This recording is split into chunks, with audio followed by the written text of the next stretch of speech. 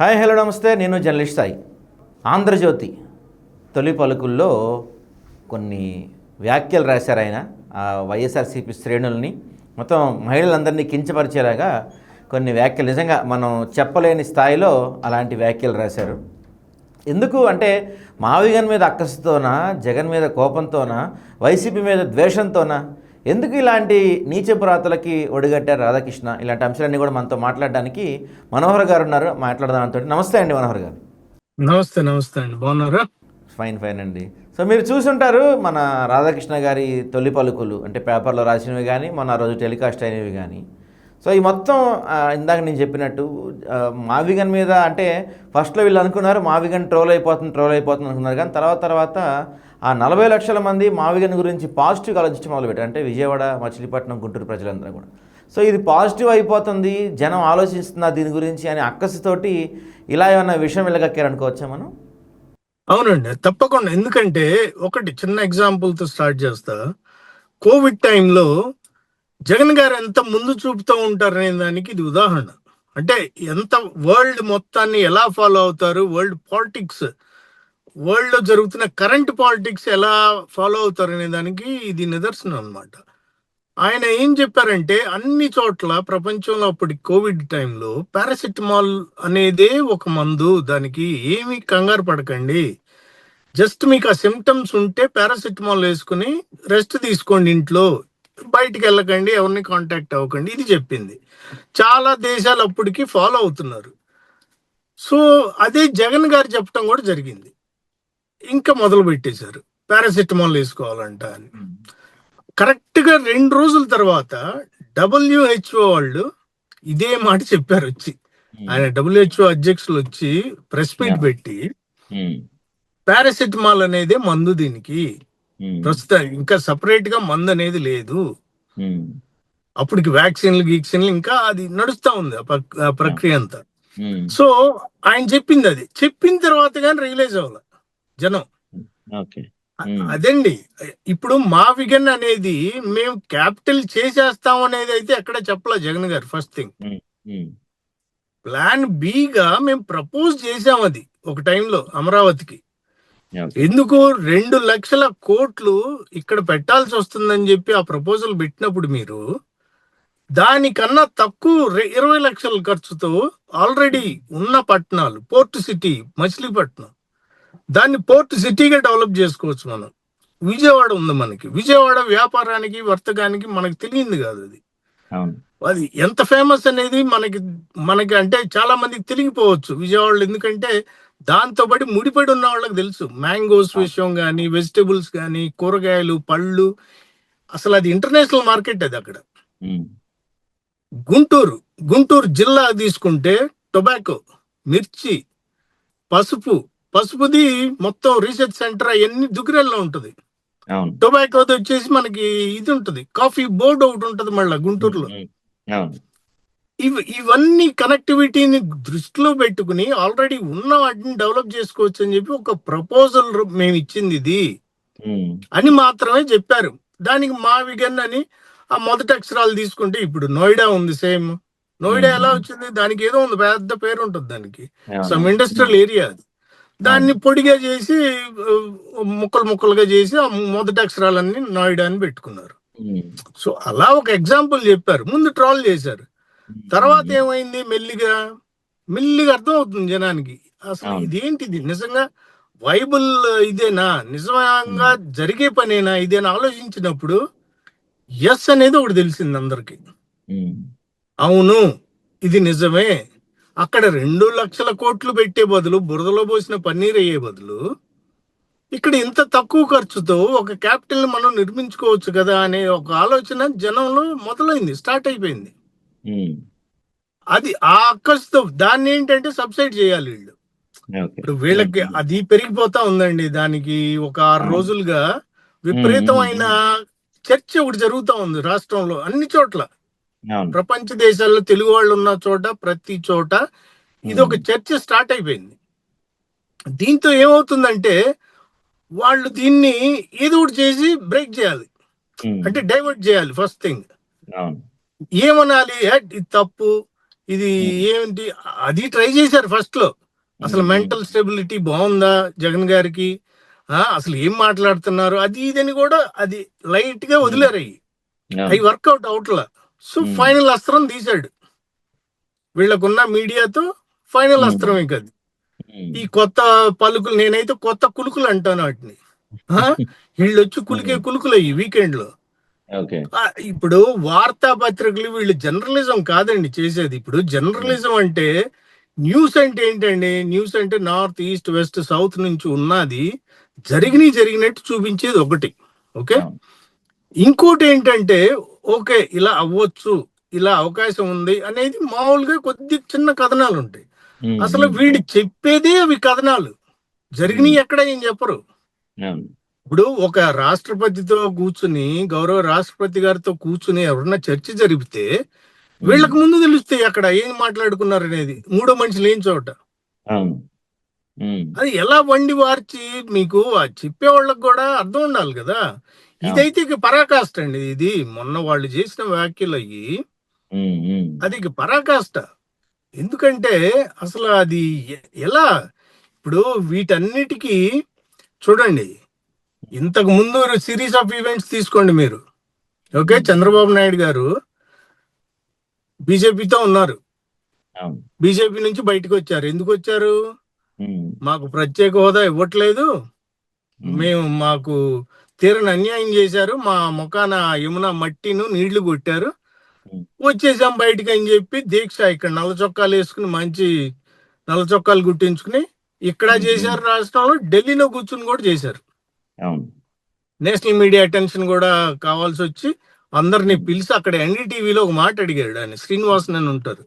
ఆయన అడిగితే who is Modi, అసలు మోడీ ఎవరు, ఆయన ఎవరు? నేను చంద్రబాబు నాయుడిని, నేను లోకేష్ నా కొడుకు, భువనేశ్వరి నా భార్య.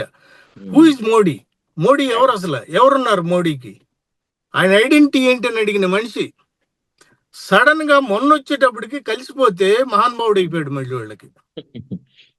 అంటే ఇప్పుడు ప్రత్యేక హోదా ఇచ్చేసారా, ప్రత్యేక ప్యాకేజీలు ఇచ్చేసారా, అవన్నీ వచ్చినాయి అని చెప్పి జాయిన్ అయ్యారా? సరే, అప్పట్లో ఈ పత్రికలు, ఈ ఎల్లో మీడియా అంతా ఏమని రాశారు? ఒక దుర్మార్గుడు, ఒక టెర్రరిస్ట్ కింద చూపించారు మోడీ గారిని. మీరు చూడండి వార్తలు, ఇప్పుడు అవన్నీ మనకు పబ్లిష్ అయ్యి ఉన్నాయి. టీవీల్లో వార్తలు అంటే ఎక్కడో క్లిప్పులు దొరకకుండా ఈ కట్ చేసి ఎక్కడో చేయటానికి వీలవుతుంది. ప్రింట్ అయ్యి ఉన్నాయి వార్తలు.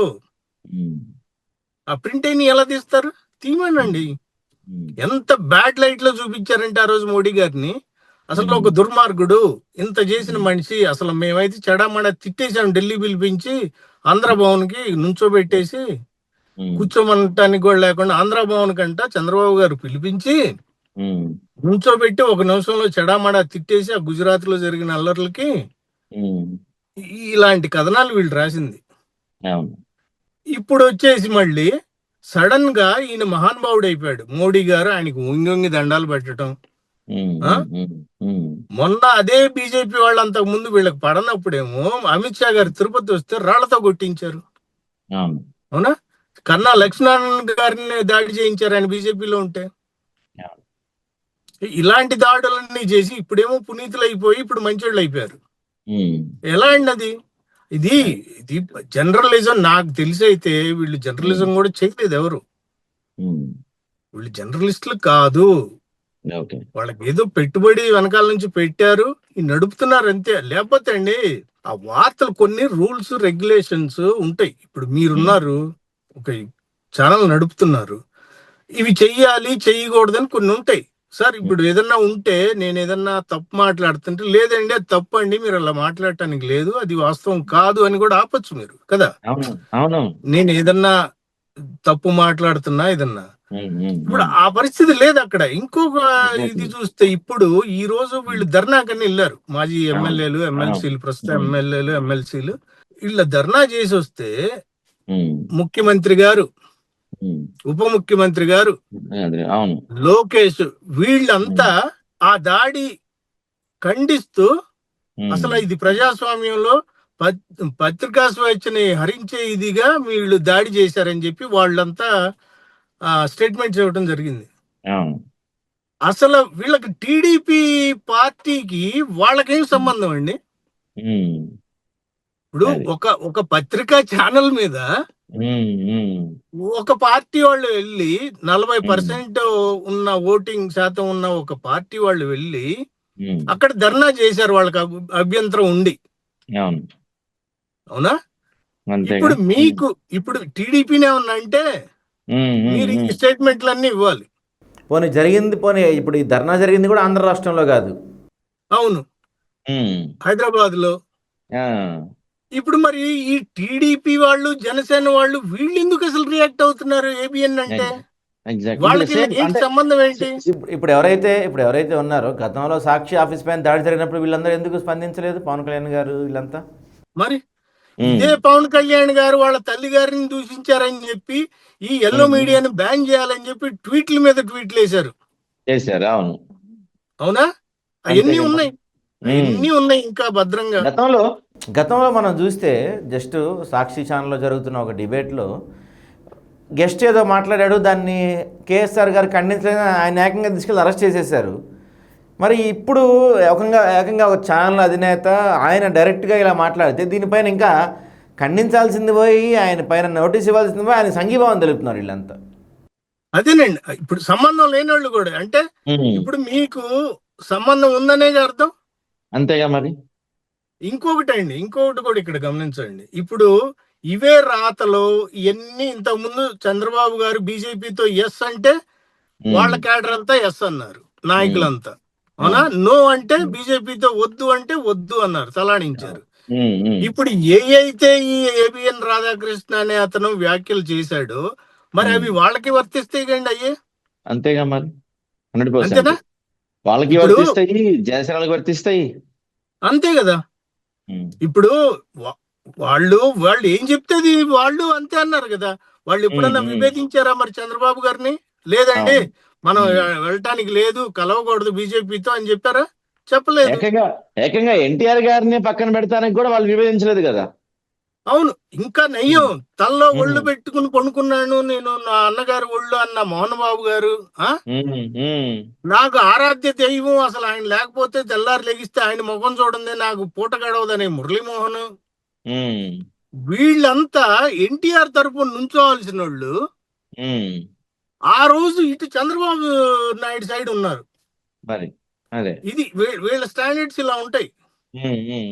ఎవరండి ఆ రోజు నుంచున్నది? ఎవరు? కొద్ది మంది, కొద్ది మంది. అంతేందుకండి, బాలకృష్ణ హరికృష్ణ వీళ్ళంతా కూడా చంద్రబాబు వైపు నుంచి ఉన్నారు కదా అప్పట్లో. సార్ మీరు సాయి గారు ఇంకొకటి గమనిస్తే ఆ రోజు పొద్దున ఇటు పక్క ఉన్న వాళ్ళు, ఎన్టీఆర్ తో ఉన్నవాళ్ళు మధ్యాహ్నానికి లేరు ఆయన దగ్గర. మరి వాళ్ళందరూ కూడా ఇప్పుడు వాళ్ళందరికీ వర్తిస్తాయి ఇవన్నీ. ఆ క్యాంప్ లో నుంచి ఈ క్యాంప్ లో మధ్యాహ్నానికి వైస్రాయ్లో కనపడ్డారు. అవును, మధ్యాహ్నమే, అదే డిఫరెన్స్ అంతే, ఒక్క పూట కూడా లేదు. మరి ఇవన్నీ మీకు ఎలా అండి? మీరు అన్న ఇన్ని ఇలా వర్తిస్తాయి కదా ఆయనలకు కూడా. అంతేగా మరి. మరి ఇప్పుడు మనకేమో ఏమో ఏం కాదయ్యి అంటే ఆయన చంద్రబాబు గారు చెప్పిన ఏమో ఒక విజన్తో చెప్తారు, ఒక ఆలోచనతో చెప్తారు, ఆలోచనతో చేస్తారు. ఏది ఆయన చేస్తే. ఈయన జగన్మోహన్ రెడ్డి గారు చెప్తేనేమో గొర్రెలు ఆడించినట్టు తల ఆడించేస్తారనేది వాళ్ళ భావం. అది రైట్.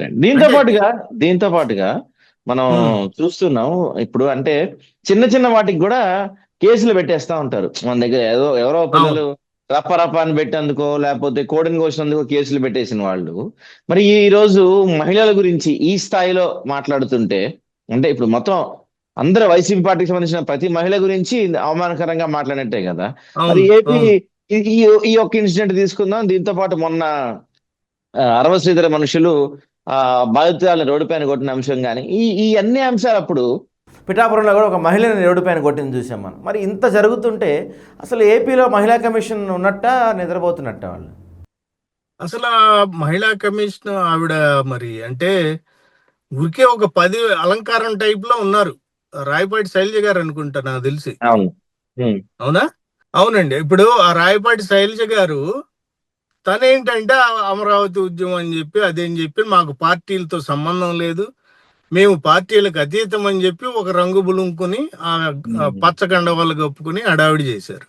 సడన్ గా గవర్నమెంట్ రాగానే ఆవిడకి మహిళా కమిషన్ చైర్మన్ పదవి అప్పచెప్పారు. ఇప్పుడు ఇన్ని ఘోరాలు మీరు చెప్తున్నట్టు ఆ తాతం శెట్టి అతను పోలీసుల దగ్గర లాఠీ లాక్కుని తన్ని కొడితే ఆవిడ కూడా ధైర్యంగా నుంచుందండి. పారిపోవటమో ఏడవటమో చేయలే మనిషి.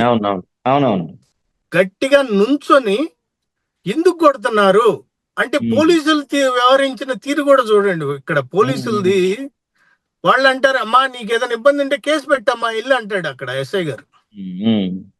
అంత జరుగుతున్నా అక్కడ రోడ్డు మీద నీకు ఏదైనా ఇబ్బంది ఉంటే కేసు పెట్టి అంటాడు. ఆ ఎదురు అవతల నుంచి రోడ్డు మీద నుంచి ఎమ్మెల్యే గారు పర్యవేక్షణలో జరుగుతా ఉందంట ఇదంతా అనవసర ఎదురు ఇదిలో. అదే పిఠాపురంలో మళ్ళా ఒక మహిళని ఒక ఆవిడ్ని రోడ్డు మీద పట్టపగలు కొట్టేస్తా ఉన్నారు. కారణం ఏదన్నా ఉన్నాయండి, ఏదన్నా ఉంటే కేసు పెట్టడం ఏదో చేయాలి. ఆ మహిళది ఏదన్నా తప్పు ఉంటే ఇబ్బంది ఏదన్నా ఉంటే కొట్టడమే పని. అక్కడ పోలీసులు ఏం చేసినారో ఎవరికి తెలియదు. మూడోది నిన్న తెనాలిలో గాంధీ చౌక్ అనేది హార్ట్ ఆఫ్ ద టౌన్, అది తెనాలి. అక్కడ 4 కానిస్టేబుల్ ఉన్నారండి. 4 ట్రాఫిక్ వాళ్ళు అవనియండి, ఎవరన్నా అవనియండి, పోలీసులు అయితే ఉన్నారు, 4 ఉన్నారు డ్రెస్సుల్లో. ఒక కానిస్టేబుల్ ని ఒక 10 మంది కుర్రోళ్ళు పట్టుకుని చొక్కా పట్టుకుని, కానిస్టేబుల్ ఒకడు ఎవడో పట్టుకున్నాడు చొక్కా, వీళ్ళు అతని చొక్కా కూడా పట్టుకుని మద్యం మత్తులో ఉన్నారంతా. ఓకే, చొక్కా పట్టుకుంటే పక్కనున్న కానిస్టేబుల్స్ అరే బాబు తప్పు వదిలేయండి, ఒక దెబ్బ వేయటమో లేకపోతే వాళ్ళని విడదీయటమో చేయట్లా. ఆ వీడియో మీరు క్లియర్ గా చూస్తే ఒక అతను మైక్ లో చెప్తున్నారు, ఆ వాకీ టాకీలో, సార్ ఇక్కడ వీనస్ టాకీస్ ఎదురు ఇలా గొడవ జరుగుతుంది సార్, మీరు రండి సార్ బ్యాకప్ పంపండి అన్నట్టు ఆయన మాట్లాడుతున్నారు. తీరా ఎవరంటే ఎమ్మెల్సీ మనుషులని తెలిసింది వాళ్ళు. అందుకని చెప్పి వాళ్ళు ఏమన్నా అనటానికి భయపడిపోయే వాళ్ళు. ఈ రోజు మళ్ళీ వార్త ఏంటంటే అక్కడ చిన్న వార్త వేశారు, ఒక 6 మీద కేసు నమోదు చేశామని చెప్పి వేశారు. సో అదండి ఇప్పుడు అక్కడ తెనాలిలో అలా జరిగింది. ఇదే తెనాలిలో కొన్ని నెలల క్రితం హెల్ప్లెస్ కుర్రాళ్ళని గంజాయి ఉంది వాళ్ళ దగ్గర అనే నెపంతో రోడ్డు మీద పడేసి కొట్టారు వాళ్ళు. అక్కడ ఒక న్యాయం, ఇక్కడ ఒక న్యాయం. అది ఎలా అండి అసలు? పోలీసులు కూడా చూడండి. ఇప్పుడు నిన్న ఒక వార్త వచ్చింది, తమిళనాడులో కోవిడ్ టైంలో ఒక తండ్రి కొడుకుల్ని అరెస్ట్ చేసి లాకప్ డెత్ కారణమైన 9 మంది పోలీసుల్ని మరణశిక్ష విధిస్తూ కోర్టు వారు తీర్పు ఇవ్వడం జరిగింది. చూడండి, అంటే అది చట్టాలంటే అలా ఉండాలండి. ఎందుకంటే న్యాయం వైపు ఉండాలి ఎప్పుడైనా. మన దగ్గర అసలు ఆ లాలెస్నెస్ ఎలా ఉందంటే, అనిత గారు అయిన దానికి కాని దానికి విమర్శలకైతే వచ్చేస్తున్నారు జగన్ గారి మీదకి.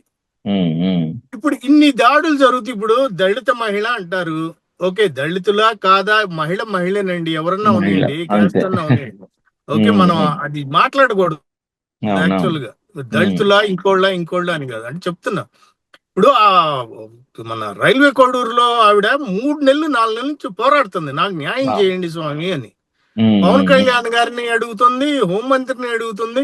మొన్న పోయి అక్కడ టీడీపీ ఇన్ఛార్జ్ ఆయన ముక్క రూపానంద రెడ్డి అని ఉంటే ఆయనకి కూడా వెళ్ళి కంప్లైంట్ ఇచ్చుకుని వచ్చింది, నాకు న్యాయం చెయ్యండి. ఎవ్వరూ పట్టించుకున్నది లేదు. ఇదే పని ఇక్కడ పిఠాపురంలో మొన్న ఇంకొక ఆవిడ్ని కొట్టడం జరిగింది. సో అసలు ఏదండి ఇక్కడ న్యాయం ధర్మం? అసలు ఏది? పోలీస్ వ్యవస్థ అనేది ఎవరికి? ఈ కోళ్లు కోసిన వాళ్ళకిను ఫ్లెక్సీ పెట్టిన వాళ్ళకి కాపలా గాయటం, వాళ్ళని అరెస్ట్ చేయటం, వాళ్ళని మన అంకుశం సినిమాలో రామరెడ్డి గారిని నడిపించినట్టు వాళ్ళని రోడ్డు మీద నడిపించి తీసుకెళ్ళటం, దీనికి ఆ పోలీసులు ఉంది. అసలు ఏది ఆ లా అనేది ఏమన్నా అసలు పనిచేస్తుందండి? ఏ రకంగా? ఎంత దారుణంగానా మరి? ఎక్కడ ఎవరిని ఏ కోసైనా అసలండి ఎక్కడ జరిగినా గానీ వాళ్ళకి సంబంధించిన వాళ్ళని కూడా సొంత పార్టీ వాళ్ళని ఏమన్నా చేసినా గానీ ఏం లేదు. ఇప్పుడు అక్కడ రఘురామరాజు గారేమో అక్కడ లేనిపోయిన దానికి చిన్న దానికి గొడవ పెట్టేసి అక్కడ కూర్చున్నారు. ఉమ్, ఉమ్. అవును. పోలీసులను వాడతా.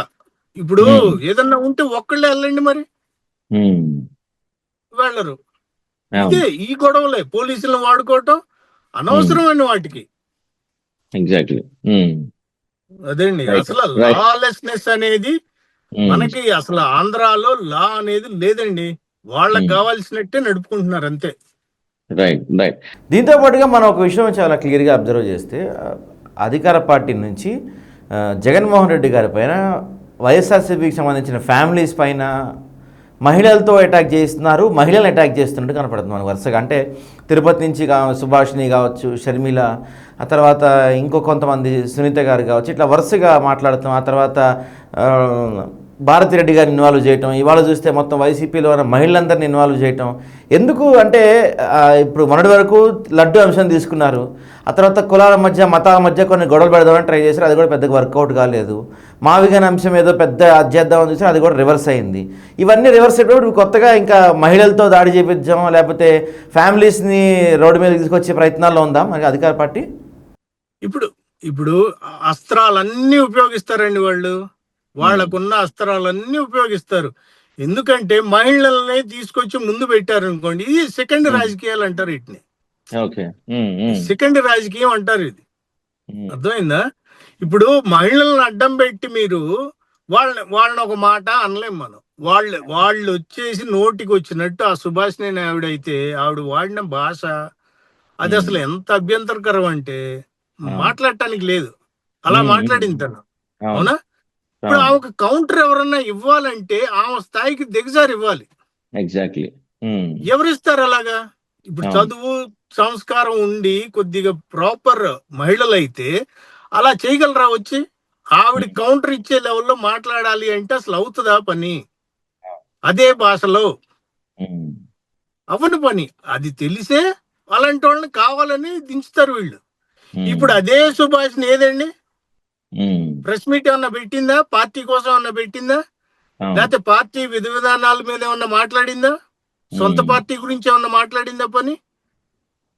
ఏమీ లేదు. ఆ ఒక్క విషయం కోసం వాడారు అంతే. ఓకే. ఇలాంటి వాళ్ళకి వెన్నతో పెట్టిన విద్య అండి. అది కాకపోతే ఇది, ఇది కాకపోతే అది, ఇక ఆఖరి రాగంగా ఇది మీడియా. ఇప్పుడు మిగతా మీడియా వాళ్ళంతా సమర్థిస్తున్నారు. ఎస్, ఆయన ఏం తప్పు మాట్లాడలేదు. వైసీపీ చేసిన తప్పుని ఎత్తి చూపితే ఎందుకు మీరంత ధర్నాలు గోళ్ళని అడుగుతున్నారు? ఏకంగా ముఖ్యమంత్రి గారు, ఉప ముఖ్యమంత్రి గారు. అవునవును. మరి అది అలా ఉంది మన పాలకుల పరిస్థితి అండి. రైట్ అండి, రైట్. ఓకే, థ్యాంక్ యూ అండి. ఓకే అండి, మంచిది. నమస్తే.